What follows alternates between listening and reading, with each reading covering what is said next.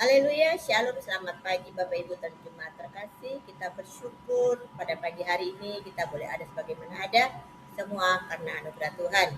Sebelum kita beraktivitas, mari sama-sama kita belajar firman Tuhan yang menjadi kekuatan kita sepanjang hari. Namun sebelumnya, mari kita berdoa. Bapa kami di surga, pagi ini kami mau belajar dan merenungkan firman-Mu bersama-sama. Biarlah firman yang kami pelajari adalah maksud Tuhan dan kami dapat memahami serta menjadi kekuatan dalam aktivitas sepanjang hari.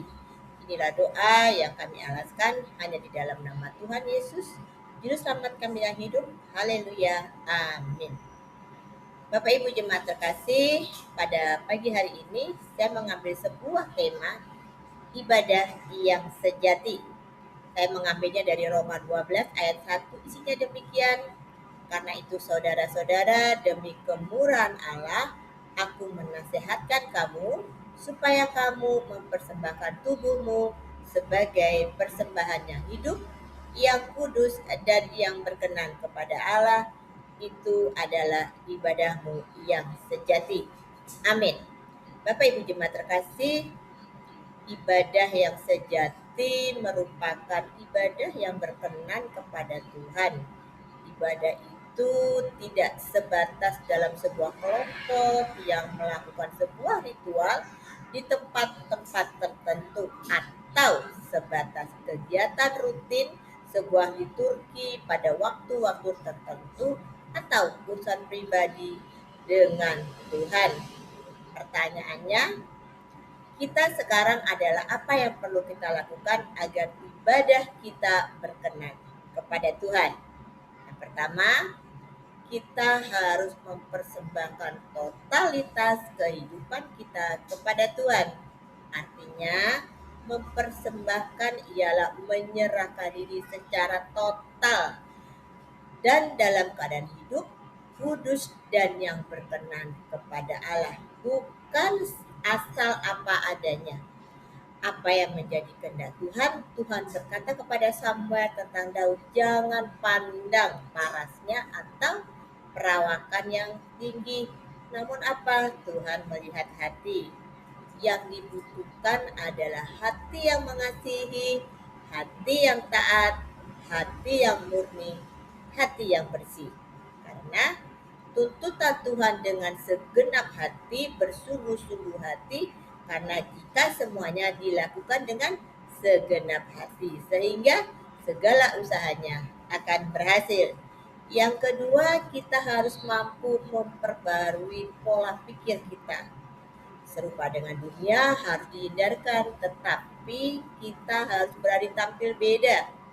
Hal-hal yang sifatnya duniawi harus menjadi hal-hal yang rohaniawi, karena hal ini dapat menjadi melalui pembaruan budimu. Kata budi atau akal budi dapat diartikan pikiran. Jadi, adakah perubahan pemikiran atau pola pikir kita?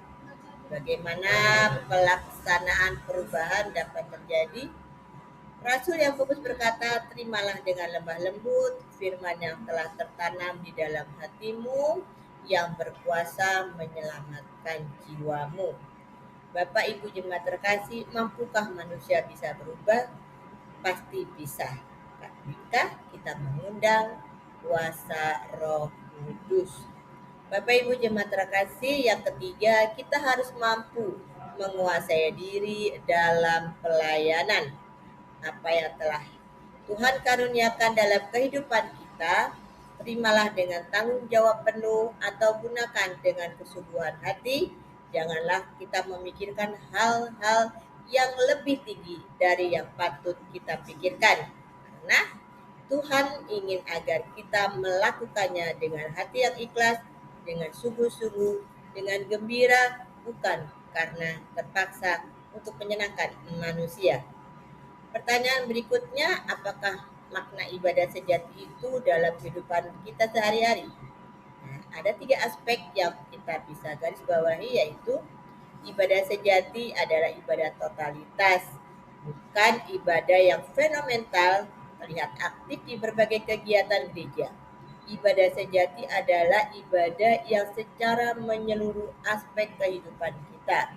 Yang kedua, Ibadah sejati adalah ibadah yang kudus, bukan sebagai kurban persembahan yang hidup, namun dengan mempersembahkan tubuh kita sebagai korban yang kudus berarti kita memiliki keunikan dari dunia ini. Tuhan menghendaki kita untuk mempersembahkan tubuh yang telah dikuduskannya dapat dipakai untuk kemuliaan nama Tuhan. Dan yang ketiga, ibadah sejati adalah ibadah yang dikehendaki oleh Allah, bukan sekedar hidup dan kudus. Ibadah sejati adalah ibadah yang berkenan kepada Allah. Kata berkenan di sini adalah ibadah yang sifatnya menyenangkan atau memuaskan Allah. Bagaimana ibadah kita bisa dikatakan menyenangkan Allah? Yaitu ibadah kita bisa menyenangkan Allah jika ibadah dilakukan sungguh-sungguh memuliakan Tuhan, tidak memuliakan manusia, bukan untuk puji-pujian manusia. Karena ibadah yang memuliakan diri adalah ibadah yang menggunakan segala cara untuk menyenangkan diri sebagai objek atau subjek ibadah. Ini yang seringkali dilakukan oleh orang-orang pada masa saat ini. Mereka bersenang-senang mencari keuntungan, sehingga ibadah tersebut tidak berpusat kepada Allah. Bapak Ibu jemaat terkasih, biarlah firman Tuhan pada pagi hari ini kita sama-sama belajar bagaimana ibadah sejati yang bisa kita lakukan dalam kehidupan kita sehari-hari. Amin. Mari kita berdoa. Bapa di surga, terima kasih untuk rahmat-Mu yang baru setiap pagi. Ampuni segala kelemahan kami, penuhi kami dengan kasih-Mu dan damai sejahtera-Mu. Ajar kami terus Bapa untuk mengasihi-Mu secara totalitas. Ampuni setiap dosa kesalahan kami, di dalam nama Tuhan Yesus, Juru Selamat kami yang hidup. Haleluya. Amin. Selamat pagi Bapak Ibu jemaat terkasih. Selamat beraktivitas. Tuhan Yesus memberkati.